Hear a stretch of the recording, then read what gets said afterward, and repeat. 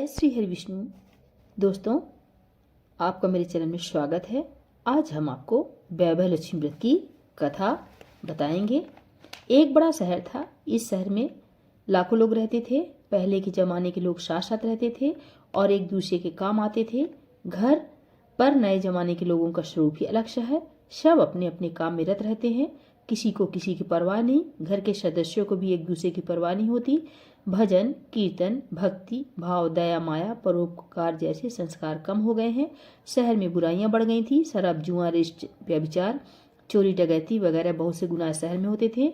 कहावत है कि हजारों निराशा में एक अमर आशा छिपी हुई है। इसी तरह इतनी सारी बुराइयों के बावजूद शहर में कुछ अच्छे लोग भी रहते थे।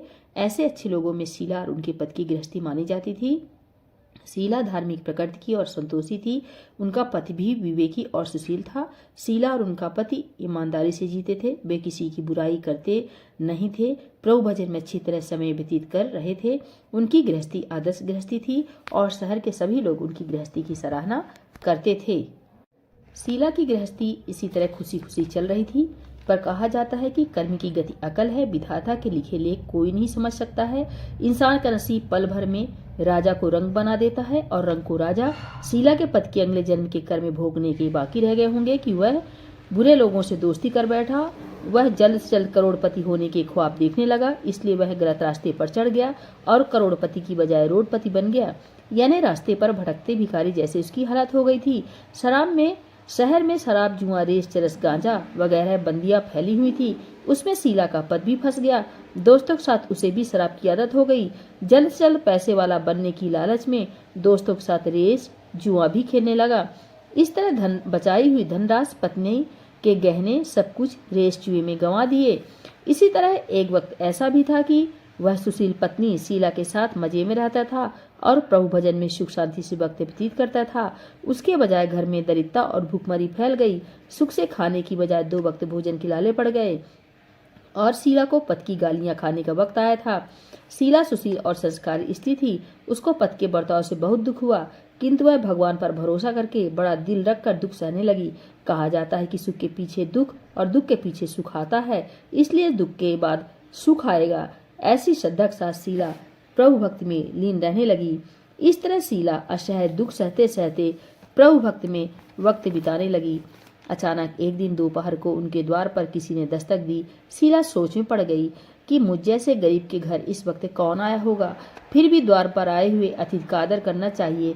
ऐसे आर्य धर्म के संस्कार वाली शीला ने खड़े होकर द्वार खोला तो देखा एक माँ जी खड़ी थी। वे बड़ी उम्र की लगती थी। उनके चेहरे से अलौकिक तेज निखर रहा था। उनकी आंखों में से मानो अमृत बह रहा था। उनका भव्य चेहरा करुणा और प्यार से छलकता था। उनको देखते ही शीला के मन में अपार शांति छा गई।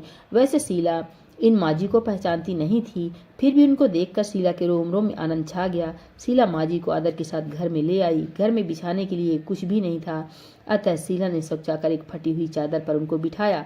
माजी ने कहा, क्यों शीला, मुझे पहचाना नहीं? शीला ने सोचाकर कहा, माँ, आपको देखते ही बहुत खुशी हो रही है, बहुत शांति हो रही है। ऐसा लगता है कि मैं बहुत दिनों से जिसे ढूंढ रही थी वे आप ही हैं, पर मैं आपको पहचान नहीं सकती। माँ जी ने हंसकर कहा, क्यों भूल गई? हर शुक्रवार को लक्ष्मी जी के मंदिर में भजन कीर्तन होते हैं, तब मैं भी वहाँ आती हूँ। वहाँ हर शुक्रवार को हम मिलते हैं। पति गलत रास्ते पर चला गया। तब से शीला बहुत दुखी हो गई थी और दुख की मारी वह लक्ष्मी जी के मंदिर में भी नहीं जाती थी। बाहर के लोगों के साथ नजर मिलाने में भी उसे शर्म लगती थी। उसने याददाश्त पर जोर दिया, पर यह माजी याद नहीं आ रहे थे। तभी माजी ने कहा, तू लक्ष्मी जी के मंदिर में कितने मधुर भजन गाती थी, अभी अभी तू दिखाई नहीं देती थी, इसलिए मुझे हुआ कि तू क्यों नहीं आती है, कहीं बीमार तो नहीं हो गई है? ऐसा सोचकर मैं तुझे मिलने चली आई हूँ। माजी के अति प्रेम भरे शब्दों से शीला का हृदय पिघल गया। उसकी आंखों में आंसू आ गए। माँ जी के सामने वह बिलक बिलक कर रोने लगी। यह देखकर माँ जी शीला के नजदीक सरके और उसकी सिसकती पीठ पर प्यार भरा हाथ फेर कर सांत्वना देने लगी। माँ जी ने कहा, बेटी, सुख और दुख तो धूप और छांव जैसे होते हैं। सुख के पीछे दुख आता है तो दुख के पीछे सुख आता है। धैर्य रखो बेटी। और तुझे क्या परेशानी है? तेरे दुख की बात मुझे सुना, तेरा मन भी हल्का हो जाएगा और तेरे दुख का कोई उपाय भी मिल जाएगा। माँ जी की बात सुनकर शीला के मन को शांति मिली। उसने माँ जी को कहा, माँ, मेरी गृहस्थी में भरपूर सुख और खुशियां थी। मेरे पति भी सुशील थे। भगवान की कृपा से पैसे की बात में भी हमें संतोष था। हम शांति से गृहस्थी चलाते, ईश्वर भक्ति में अपना वक्त व्यतीत कर रहे थे। यह कह हमारा भाग हमसे रूठ गया। मेरे पति को बुरी दोस्ती हो गई। बुरी दोस्तों की वजह से वे शराब, जुआ, रेस, चरस, गांजा वगैरह खराब आदतों के शिकार हो गए और उन्होंने सब कुछ गंवा दिया और हम रास्ते के भिखारी बन गए। यह सुनकर माँ जी ने कहा, सुख के पीछे दुख और दुख के पीछे सुख आता ही रहता है। ऐसा भी कहा जाता है कि कर्म की गति न्यारी होती है। हर इंसान को अपने कर्म भुगतने ही पड़ते हैं। इसलिए तू चिंता मत कर, अब तू कर्म भुगत चुकी है। अब तुम्हारे सुख के दिन अवश्य आएंगे। तू तो माँ लक्ष्मी जी की भक्त है। माँ लक्ष्मी जी तो प्रेम और करुणा के अवतार हैं। वे अपने भक्तों पर हमेशा ममता रखती हैं। इसलिए तू धैर्य रख के माँ लक्ष्मी जी का व्रत कर, इससे सब कुछ ठीक हो जाएगा।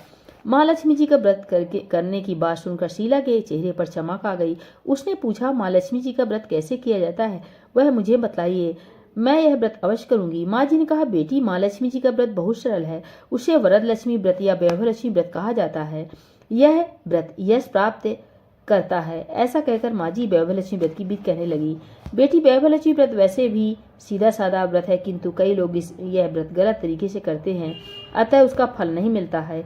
कई लोग कहते हैं कि सोने के गहने की हल्दी कुमकुम से पूजा करो, बस व्रत हो गया, पर ऐसा नहीं है। कोई भी व्रत शास्त्रीय विधिपूर्वक करना चाहिए, तभी उसका फल मिलता है। सिर्फ सोने के गहने की पूजा करने से फल मिल जाता तो आज सभी लखपति बन गए होते। सच्ची बात यह है कि सोने के गहनों की विधि से पूजन करना चाहिए। व्रत की उद्यापन विधि भी शास्त्रीय विधि मुताबिक करनी चाहिए, तभी यह वैभव लक्ष्मी व्रत फल देता है। यह व्रत शुक्रवार को करना चाहिए। सुबह में स्नान करके स्वच्छ कपड़े पहनो और सारा दिन मन में जय माँ लक्ष्मी कीर्तन करते रहो। किसी की चुगली नहीं करनी चाहिए। शाम को पूरब दिशा में मुंह रख सके, इसी तरह आसन पर बैठ जाओ। सामने पाटा रखकर उसके ऊपर रुमाल रखो। रुमाल पर चावल का छोटा सा ढेर करो। उस ढेर पर पानी से भरा तांबे का कलश रखकर कलश पर एक कटोरी रखो। उस कटोरी में एक सोने का गहना रखो। सोने का न हो तो चांदी का चलेगा, चांदी का न हो तो नकद रुपया भी चलेगा। बाद में घी का दीपक जलाकर अगरबत्ती रखो।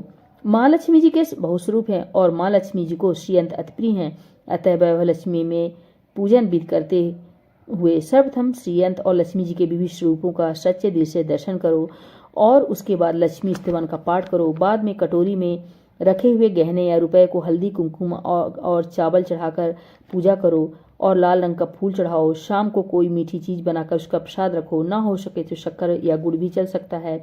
फिर आरती करके 11 बार सच्चे हृदय से जय माँ लक्ष्मी बोलो। बाद में 11-21 शुक्रवार यह व्रत करने का दृढ़ संकल्प माँ के सामने करो और आपकी जो मनोकामना हो वह पूरी करने को माँ लक्ष्मी जी को विनती करो। फिर माँ का प्रसाद बांट दो और थोड़ा प्रसाद अपने लिए रखो। अगर आप में शक्ति हो तो सारा दिन उपवास रखो और सिर्फ प्रसाद ग्रहण करते समय खाना खा लो।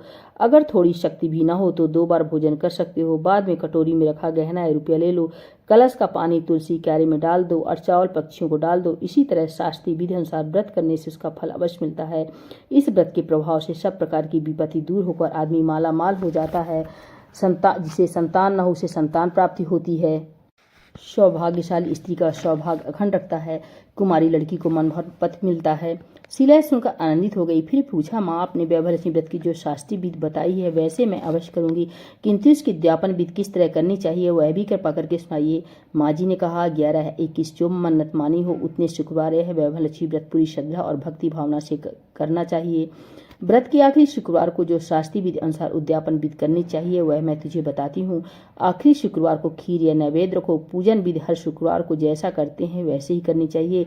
पूजन विधि के बाद श्रीफल फोड़ो और कम से कम 7 कुंवारी या सौभाग्यशाली स्त्रियों को कुमकुम का तिलक करके उसे साहित्य संगम की वैभव लक्ष्मी व्रत की एक पुस्तक उपहार में देनी चाहिए और सबको खीर का प्रसाद देना चाहिए।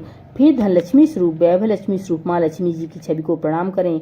माँ लक्ष्मी जी का यह स्वरूप वैभव देने वाला है। प्रणाम करके मन ही मन भावुकता से माँ की प्रार्थना करते वक्त कहें कि हे माँ धनलक्ष्मी, हे माँ वैभव लक्ष्मी, मैंने सच्चे हृदय से आपको वैभव लक्ष्मी व्रत पूर्ण किया है, तो हे माँ हमारी जो मनोकामना हो उसे बोलो कि पूर्ण करो। माँ हमारा सबका कल्याण करो। जिसे संतान न हो उसे संतान देना, सौभाग्यशाली स्त्री का सौभाग्य अखंड रखना, कुंवारी लड़की को मन भावन पति देना, आप कह चमत्कारी वैभव लक्ष्मी व्रत जो करे उनकी सब विपत्ति दूर करना, सबको सुखी करना। हे माँ, आपकी महिमा अपरंपार है। इस तरह माँ की प्रार्थना करके माँ लक्ष्मी जी का धन लक्ष्मी स्वरूप को भाव से वंदन करो। माँ जी के पास से वैभव लक्ष्मी व्रत की शास्त्रीय विधि सुनकर शीला भाव विभोर हो उठी। उसे लगा मानो सुख का रास्ता मिल गया है। उसने आंखें बंद करके मन ही मन उसी क्षण संकल्प लिया कि हे वैभव लक्ष्मी माँ, मैं भी माँ जी के कहे मुताबिक श्रद्धा से शास्त्रीय विधि अनुसार वैभव लक्ष्मी व्रत 21 शुक्रवार तक करूंगी और व्रत की शास्त्रीय विधि अनुसार उद्यापन भी करूंगी। शीला ने संकल्प करके आंखें खोली तो सामने कोई नहीं था। वह विस्मित हो गई कि यह माँ जी कहाँ गए। यह माँ जी दूसरा कोई न था, साक्षात लक्ष्मी जी थी। शीला लक्ष्मी जी की भक्ति थी, इसलिए अपने भक्त को रास्ता दिखाने के लिए माँ लक्ष्मी देवी माँ जी का स्वरूप धारण करके शीला के पास आई थी। दूसरे दिन शुक्रवार था। सवेरे स्नान करके स्वच्छ कपड़े पहनकर शीला मन ही मन श्रद्धा से पूरे भाव से जय माँ लक्ष्मी का मन ही मन रटन करने लगी। सारा दिन किसी की चुगली की नहीं। शाम हुई तब हाथ पांव मुंह धोकर शीला पूरब दिशा में मुंह करके बैठी। घर में पहले सोने के बहुत से गहने थे, पर पद्मियों ने गलत रास्ते पर चढ़कर सब गहने गिरवी रख दिए थे। पर नाक की चुन्नी बच गई थी। नाक की चुन्नी निकालकर उसे धोकर शीला ने कटोरी में रख दी। सामने पाटे पर रुमाल रखकर मुट्ठी भर चावल का ढेर किया। उस पर तांबे का कलश पानी भरकर रखा। उसके ऊपर चुन्नी वाली कटोरी रखी। फिर माँ जी ने कही थी वह शास्त्रीय विधि अनुसार वंदन स्तवन पूजन वगैरह किया और घर में थोड़ी शक्कर थी वह प्रसाद में रखकर वैभव लक्ष्मी व्रत किया। वह प्रसाद पहले पद को खिलाया। प्रसाद खाते ही पद के स्वभाव में फर्क पड़ गया। उस दिन उसने शीला को मारा नहीं, सताया भी नहीं। शीला को बहुत आनंद हुआ। उनके मन में वैभव लक्ष्मी व्रत के लिए श्रद्धा बढ़ गई। शीला ने पूर्ण श्रद्धा भक्ति से 21 शुक्रवार तक वैभव लक्ष्मी व्रत किया। 21वें शुक्रवार को माँ जी के कहे मुताबिक उद्यापन विधि करके 7 स्त्रियों को वैभव लक्ष्मी व्रत की 7 पुस्तकें उपहार में दी। फिर माता जी के धन लक्ष्मी स्वरूप की छवि को वंदन करके भाव से मन ही मन प्रार्थना करने लगी। हे माँ धन लक्ष्मी, मैंने आपका वैभव लक्ष्मी व्रत करने की मन्नत मानी थी, वह व्रत आज पूर्ण किया है। हे माँ, मेरी हर विपत्ति दूर करो, हमारा सबका कल्याण करो। जिसे संतान न हो उसे संतान देना, सौभाग्यशाली स्त्री का सौभाग्य अखंड रखना, कुमारी लड़की को मन भावन पति देना। आप कह चमत्कारी वैभव लक्ष्मी व्रत जो करे उनकी सब विपत्ति दूर करना, सबको सुखी रखना। हे माँ, आपकी महिमा अपरंपार है। ऐसा बोलकर लक्ष्मी जी के धन लक्ष्मी स्वरूप को छवि को प्रणाम किया। इस तरह शास्त्रीय विधि पूर्वक शीला ने श्रद्धा से व्रत किया और तुरंत ही उसे फल मिला। उसका पति गलत रास्ते पर चला गया था, वह अच्छा आदमी हो गया और कड़ी मेहनत करके व्यवसाय करने लगा। माँ लक्ष्मी जी के वैभव लक्ष्मी व्रत के प्रभाव से उसको ज्यादा मुनाफा होने लगा। उसने तुरंत शीला के गिरवी रखे गहने छुड़ा लिए। घर में धन की बाढ़ सी आ गई। घर में पहले जैसे सुख शांति छा गई। वैभव लक्ष्मी व्रत का प्रभाव देखकर मोहल्ले की दूसरी स्त्रियां भी शास्त्रीय विधि पूर्वक वैभव लक्ष्मी व्रत करने लगी। हे माँ धन लक्ष्मी, आप जैसे शीला पर प्रसन्न हुई उसी तरह आपका व्रत करने वाले सब पर प्रसन्न होना, सबको सुख शांति देना। जय धन लक्ष्मी माँ, जय वैभव लक्ष्मी माँ। तो दोस्तों, ये कथा अच्छी लगी हो तो प्लीज़ लाइक सब्सक्राइब करना ना भूलें। नमस्कार दोस्तों।